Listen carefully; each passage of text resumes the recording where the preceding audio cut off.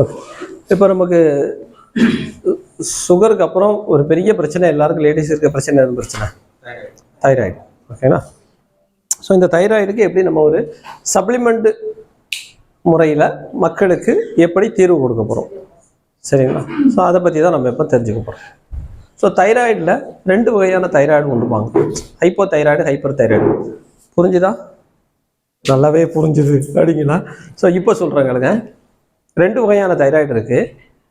அது என்னென்ன தைராய்டு அப்படின்னு கேட்டிங்கன்னா, 1 கால்சியம் குறைபாடுனால வர்ற தைராய்டு, 2 சோடியம் குறைபாடுனால வர்ற தைராய்டு. ஓகேங்களா? நல்ல மனசில் வாங்கிக்கோங்க. கால்சியம் நம்மளுடைய மசில்ஸை பிரிய வைக்கும். இப்போ சாதாரணமாக தானே இருக்குது மசில்ஸ், இப்படி பிடிச்சோட அப்படி புஷ்னா தான். இப்போ விரிய வைக்கிறதுக்கு எனக்கு என்ன வேணும் அப்படின்னா கால்சியம் வேணும், சரிங்களா? நார்மல் வந்துச்சுல, சுருங்கி நார்மலுக்கு வந்துட்டுல, இதுக்கு என்ன வேணும்? சோடியம்ன்ற சத்து வேணும், சரிங்களா? இப்போ தைராய்டுன்னு சொல்கிறோம்ல, இந்த தைராய்டு மால் ஃபங்க்ஷன் ஆஃப் தைராய்டுன்னு சொல்லி நமக்கு ரிப்போர்ட் கொடுத்துருவாங்க. என்னன்னா தைராய்டு ஒழுங்காக வேலை செய்யலை, அதனால் உங்களுக்கு ட்ரீட்மெண்ட் பண்ணுறேன்னு சொல்லி ட்ரீட்மெண்ட் நம்ம எடுத்துக்கிறோம். ஆனால் தைராய்டு என்ன வேலை செய்யும் அப்படின்னு கேட்டிங்கன்னா, கால்சியம்ங்கிற சத்தை செல்களுக்கு கொண்டு செலுத்தும். 2வது வேலை என்ன செய்யும்னா சோடியம்ங்கிற சத்தை செல்களில் கொண்டு செலுத்தும். கிளியரா? இது வரைக்கும் நல்லா கிளியராக புரிஞ்சிச்சுல? ஸோ நம்ம பாடி ரொம்ப பயங்கரமான ஒரு அற்புதமான கம்ப்யூட்டர், அதாவது வேலை செய்யறதுக்கு அதாவது ஆள் இருப்பாங்க.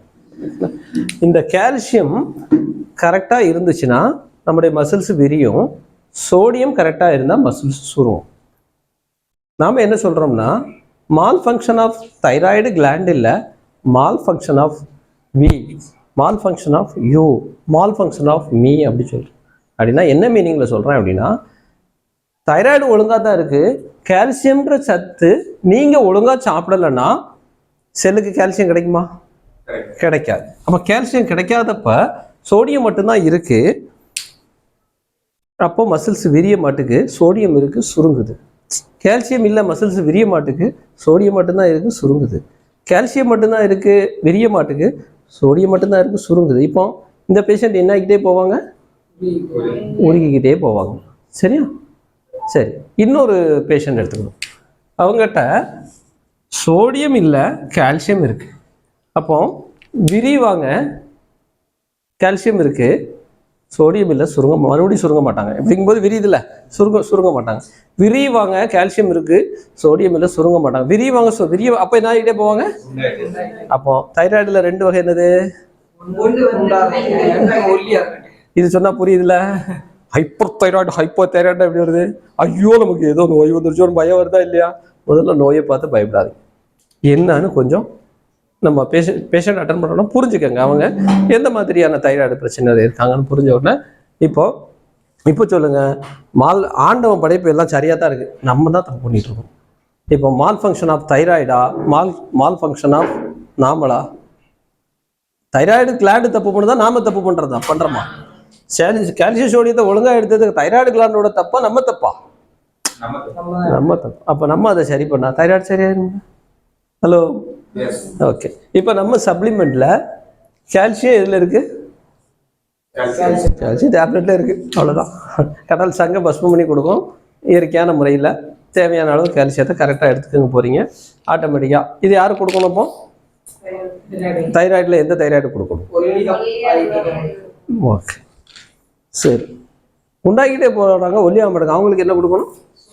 சோடியம். நம்மகிட்ட என்ன சப்ளிமெண்ட்ல இருக்கு? கால்சியம், சோடியம் வந்து ஸ்பைரலால இருக்கு. எல்லா சத்துக்களும் ஸ்பைரலால இருக்கா? ஓகே. இதோட நம்ம என்ன செய்யணும்னா ப்ளஸ் நோனி கொடுக்கணும். ஏன் நோனி அப்படின்னு கேட்டிங்கன்னா, நீங்கள் சத்துக்களை கொடுத்துட்டீங்க, ஆனால் இன்றைக்கி நம்ம சாப்பிடுற சாப்பாட்டில் சத்துக்கள் இல்லாதனால, டாக்ஸின்ஸ் நிறைந்த உணவுகளை சாப்பிடுறதுனால நமக்கு 10 மணிக்கு மேலே தான் என்ன சாப்பிடணும்னு தோணும்? அருமையாக காளான் ஃப்ரை போட்டு கொடுக்கலாம், ஃப்ரைட் ரைஸ் போட்டு கொடுக்கலாம். அப்போ செல்கள் எல்லாம் சத்துக்களை உறிஞ்சிக்க முடியாமல் மிரண்டு போய் கிடக்கு. நம்ம செல்கள்லாம் வந்து ஒரு 30 வருஷத்துக்கு முன்னால் சாப்பிடாத உணவுகளை நம்முடைய முதல் மனுஷன் தோன்ற நாள்லேருந்து இன்னைய வரைக்கும் சாப்பிடாதெல்லாம் சாப்பாடு கன்றாவிலாம் சாப்பாடு நம்ம சேர்த்துட்டோம். கிட்டத்தட்ட 200 வகையான உப்புக்களை டேஸ்ட்டாக இருக்கிறதுக்கும் முறுமுறுன்னு இருக்கிறதுக்கும் சாஃப்டாக இருக்கிறதுக்கும் புளிக்கிறதுக்கும் இப்படி 200 வகையான உப்புகளை நம்ம உணவில் சேர்த்துட்டோம். அந்த உணவுகளை எப்படி ஜீரணிக்கணும் என்ன செய்யணும்னே தெரியல, செல்கள்லாம் பேமொழி முழிக்குது. அப்போ அந்த செல்களை ஓப்பன் பண்ண வைக்கிறதுக்கு நீங்கள் நோனி சேர்க்கணும். சரிங்களா? அதனால நீங்கள் பொதுவாகவே சுகர் பேஷண்ட்டாக இருந்தால் நீங்கள் நோனி சேர்க்கலாம். அப்போ நீங்கள் கால்சியத்தோட நோனி சேர்த்துக்கணும். ஏன்னா நான் தைராய்டுக்கு நான் எடுத்த ரிசல்ட்டு இது நீங்கள் ஏதோ ஒரு வேறு ஏதோ யூடியூப்லேயோ கம்பெனி அதில் இருக்காது, நம்மளாம் கொடுத்து பார்த்த ரிசல்ட்டு அனுபவத்தில் நம்ம பேசுகிறோம். அதோட நீங்கள் கொடுக்க வேண்டியது ஃப்ளாக்ஸ் ஆயில். ஸோ இந்த ஃப்ளாக்ஸ் ஆயிலுங்கிறது என்னன்னா ஒரு குட் கொலஸ்ட்ரால். இந்த குட் கொலஸ்ட்ரால் இந்த ஹார்மோன்களுடைய பேலன்ஸுக்கு, தைராய்டு ஒரு ஹார்மோன் தானே, அதில் பிரச்சனைகள் இருந்தால் கூட அதையும் சரி பண்ணிக்கும் அப்படிங்கிற அடிப்படையில் இந்த 2 காம்பினேஷனில் நீங்கள் கொடுத்துட்டு வந்தீங்க அப்படின்னா உங்களுக்கு தைராய்டை ஈஸியாக நார்மல் கொண்டு வர முடியும். ஆனால் இது தெரிஞ்சுக்கிட்டாங்க, சார் சொல்லிட்டாரு கால்சியம்னா உண்டார், சோடியம்னா சுருங்குது, ஓகே அப்போ அப்படின்னு போயிடாதீங்க. அதனால் என்னது தைராக்சின் டேப்லெட்டா சுருத்திக்கு போடு நாங்கள் கொடுத்துருக்கோம் அப்படின்னு தயவு செய்து பேசிடாதீங்க. அவங்கள முதல்ல அவங்க இது வரைக்கும் எடுத்துக்கிட்டு இருக்க காலையில் வெறும் வயிற்றுல ஒரு கேப்சூல் ஒரு டேப்லெட் போட்டுட்டு இருப்பாங்க, இந்த தைராய்டுக்குள்ள மாத்திரையை எடுக்க சொல்லிவிட்டு நம்ம குழந்தையும் சாப்பிட சொல்லுங்கள். ஒரு 1 மாதம் 2 மாதம் இப்படியே கண்டினியூ பண்ண சொல்லுங்கள். ஒரு 2 மாதம் கழித்து தைராய்டை செக் பண்ணி பார்க்க சொல்லுங்கள். கொஞ்சம் குறைஞ்சிருச்சு நார்மலாக வந்துருச்சுன்னா இன்னொரு 1 மாதம் 2 மாதம் கண்டினியூ பண்ணட்டும். நார்மல் வந்துருச்சுன்னா அதை நிப்பாட்டிட்டு இதை மட்டும் ஒரு 2 மாதம் கண்டினியூ பண்ண சொல்லுங்கள். அப்போவும் நார்மல் வந்துச்சுன்னா அதை மெதுவாக அந்த டேப்லெட்டை விட சொல்லுங்கள்.